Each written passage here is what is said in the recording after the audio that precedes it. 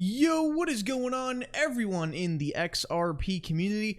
Hope you guys are having yourselves a fantastic day today. As usual, I got some really cool information I do want to share with you guys before the stream today. So guys, I am back at it at full force. Took like 5, 6, 7 days off, something like that. I honestly am just excited to get right back in and start making content again. I have been really craving making a good video for you guys. So let's go ahead and let's get right into it and get on some good information about Ripple and XRP in Congress. So, not delay any further, let's go ahead and get right into it. But actually, there's just one thing I do want to go over real quick. Now, I don't know if Whale Alert is just reposting the same transactions over and over as new Whale Alert transactions. But yeah, guys, here's what's going on here. There was a transaction from an unknown wallet to another unknown wallet for freaking $500 million that was sent over the blockchain of Bitcoin about 4 hours ago. And if you just look at the Twitter profile, I mean, 15 minutes ago, 30 minutes ago, 30 minutes ago, I mean, we're getting some massive transactions on here. So I don't know if this means freaking pump soon or dump soon. I really don't know. Whale Alert could be repeating transactions on accident, and this is actually false. And, you know, the whales are trying to do this to spark fear in the market. Who freaking knows? But yeah, Whale Alert is absolutely going crazy with Bitcoin transactions. So I'm curious if just because of the fact that those transactions are occurring, that you might see an uptick in the price of Bitcoin. However, we are not talking about Bitcoin today. Let's go ahead and get right into it with the actual information I got for you guys today. So Bank XRP comes out and he lets us know that Ripple CEO writes an open letter to Congress over regulatory uncertainty. It was interesting that on Friday, when I kind of took a break from my break and came on to stream, and David Schwartz actually comes in the stream, I believe he was saying something along the lines of the biggest problem is that with Congress is that they don't actually understand what's going on the back end, which is just temporarily moving your fiat into cryptocurrency. So he doesn't think it's a regulatory issue, but it's just the fact that the regulators don't understand the technology. And they, again, if they don't understand it, how are they going to regulate it? So that's why we're having this big regulation battle over crypto in the US, because it's really innovative, amazing, groundbreaking technology. But these regulators who are trying to enforce laws about it don't really understand what's going on. And that's where we're being hit with the problem. And that's why Ripple is making the stride to engage with as many regulators as possible. So what Ripple did here, specifically Brad Garlinghouse, CEO of Ripple, and Chris Larsen, executive chairman and co-founder of Ripple, they bought out a whole page out of the Wall Street Journal. And that is where the advertisement is actually there. So this is actually a paid advertisement to Dear Congress. Now, let's go ahead and let's read this actual excerpt that is provided by Ripple in this ad through the Wall Street Journal. So that's what actually happened. But Ripple did post a Insights article, and they have a full document of what was actually said in this, so I don't have to read the tiny text. So here's what they say.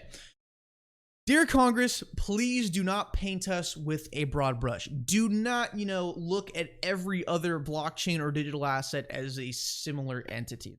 Really not the way it works. It's kind of the way that the regulators are leaning towards is just like, oh, Libra, Bitcoin, Ripple, Ethereum, all like in the same thing basically, but it's not really the case. That's the main point. Do not paint us with a broad brush. Many in the blockchain and digital currency industry are responsible actors. We are responsible to US and international law. We are responsible to serving the greater good. See, one of the things that the regulators think that they're just so smart about is, oh, Bitcoin, cryptocurrency, all being used for money laundering. And I'm like, dude, really do the research, look at the volume. In the really early days of Bitcoin, yeah, it was used for illicit activity. But again, something the regulators don't know is that criminals commonly aren't really using Bitcoin anymore because it's a lot traceable. It's a lot more traceable than you might think. Like, it's all about, oh, hey, privacy, you don't know who I am and everything, but it actually is fairly traceable compared to what the public and the regulators actually think. We don't take for granted the vital role of central banks in issuing currencies and setting monetary policy in concert with the complex dynamics of economies around the world. For centuries, governments have been well suited for the job because paramount to the acceptance of any currency is trust. Companies like ours in the United States and others abroad employ these innovations in partnership with regulated financial institutions to enable the world to move money like across borders like it already moves information today, efficiently, reliably, and inexpensively. Listen to this. In our view, digital currencies have the opportunity to complement existing currencies like the US dollar, not replace them. And I think that is a definite, how do I say this? I think that's definitely a reference to XRP specifically, because when they're talking about, hey, you're using a currency to move money across borders efficiently, reliably, inexpensively, and they're saying, in our view, digital currencies have the opportunity to complement existing currencies like the US dollar, and really, what only digital asset falls under that category? XRP. That's the thing. With a lot of other cryptos, it's all about, oh, no government, no banks, no other entity involved. It's just the people. But and they want to, get rid of the US dollar, replace the US dollar, replace all fiat currency, kill all of it, right? But XRP is taking a much different approach. I do believe that one day XRP could become global reserve currency. I'm talking like 10, 20 years, 30 years in the future. However, it's starting off by working with the system. That's the beautiful thing. It's actually wanting to work with the current fiat currency. Now, the good thing about XRP, though, and why it has a decent chance on perhaps replacing fiat currency, is that if it's already embedded in the system and fiat collapses, what's going to be left for these institutions to use? See, really interesting, right? But however, even though XRP does have the possibility to replace existing currencies like the US dollar or other fiat currencies, that it's actually built to work with fiat currencies.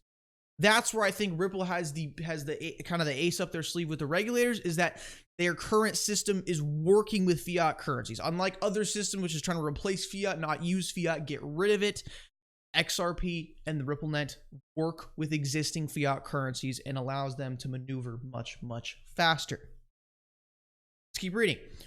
Without a doubt, blockchain and digital currencies will engender greater financial inclusion and economic growth. Not unlike the internet's historic impact, as it did with the internet, the US has the chance to lead the way, nurturing this economic opportunity while continuing to protect privacy and stability. And the problem is that since the US is not really on top of the regulations, who is? Southeast Asia, Middle East, various other countries that Ripple is deploying in, like Thailand. Those types of countries do have the regulatory digital asset standards already set in place. That's why Ripple is setting up shop in those countries, getting them to use Ripple and XRP. And again, if we keep going, we urge you to support regulation that does not disadvantage U.S. companies using these technologies to innovate responsibly and classifies digital assets in a way that recognizes their fundamental differences, not painting them with a broad brush.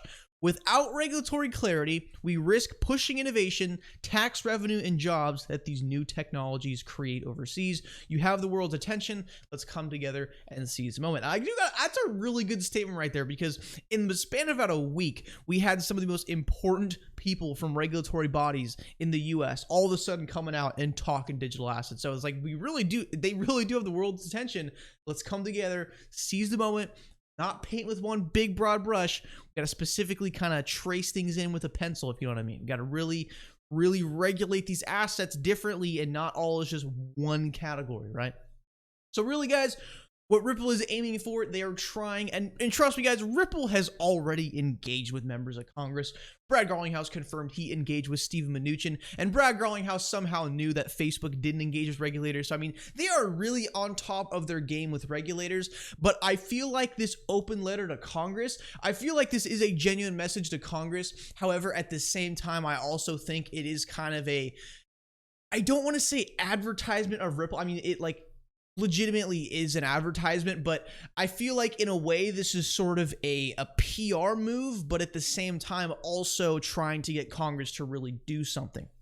As this brings out, this could kind of bring out to the whole crypto space, like, hey, look at what Ripple's doing. They're trying to help, they're trying to help our industry, no matter how much, Bitcoin and Ethereum maximalists and whatever proof of work maximalists like to hate on Ripple. They are still advocating for, just digital asset regulation in general. So by Ripple, I think this is both a PR move, but also at the same time a genuine letter to Congress that I think we could be awaiting a response to.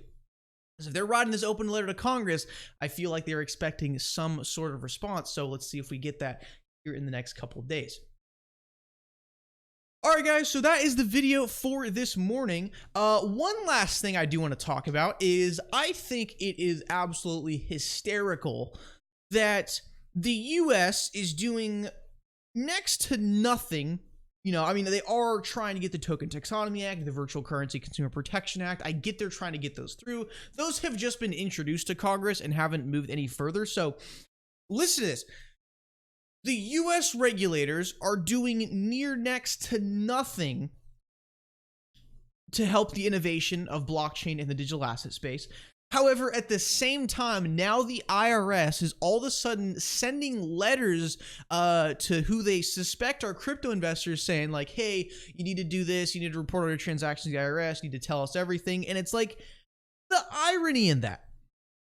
The US will not give us our proper level playing field to allow blockchain technology to flourish because, guys, if you've done a freaking 2 minutes of research, you realize that blockchain technology is none like any other technology we have seen before. Completely groundbreaking. So while at the same time the US wants to do nothing in support of the innovation of blockchain technology, at the same time, they're coming on the back end going, okay, hey, but you know what? We know how much crypto you have. You need to pay tax on those transactions. You need to let us know everything. And it's like, you know what?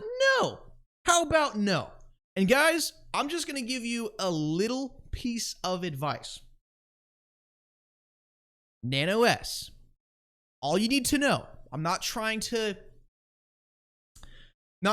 you know, say anything specifically here, but let's just put it this way. No other entity except for yourself could access that offline hardware wallet. See, the problem with exchanges, again, not only do you risk being hacked, but when you have your money on an exchange, you got your name, address, social security number, photos of your ID. You have all of that linked to your bags. I'm telling you, you guys need to consolidate your crypto holdings onto an offline hardware wallet like the Ledger Nano S. Because guess what? Some company can't call up Nano and say, hey, hold this user's funds, like we need to get this guy's funds or anything. That cannot happen on the Nano S. So I'm just giving you guys a brief warning. It's time to get your digital assets offline. It is the textbook safest way to go. Please, guys, especially these new IRS letters coming out, offline is the way to go. But again, pay your taxes, be responsible, yada, yada, yada. Not a tax advisor or financial advisor. All right. Thank you guys so much for tuning in the video today. Really do appreciate it. Make sure you do smash the like, subscribe. Check the links in the description if you would like to support the channel, especially Nano S. I want to see you guys get that. Check the link below the description to get yourself some sweet Ripple XRP merch. And as always, hit those post notifications so you never miss a video stream. And as always, let me know what you guys think in the comments below. All right, guys, pretty cool stuff. Open letter to Congress and tons of freaking transactions on the whale alert. Let me know what you guys think in the comments below. I will see you guys in today's stream.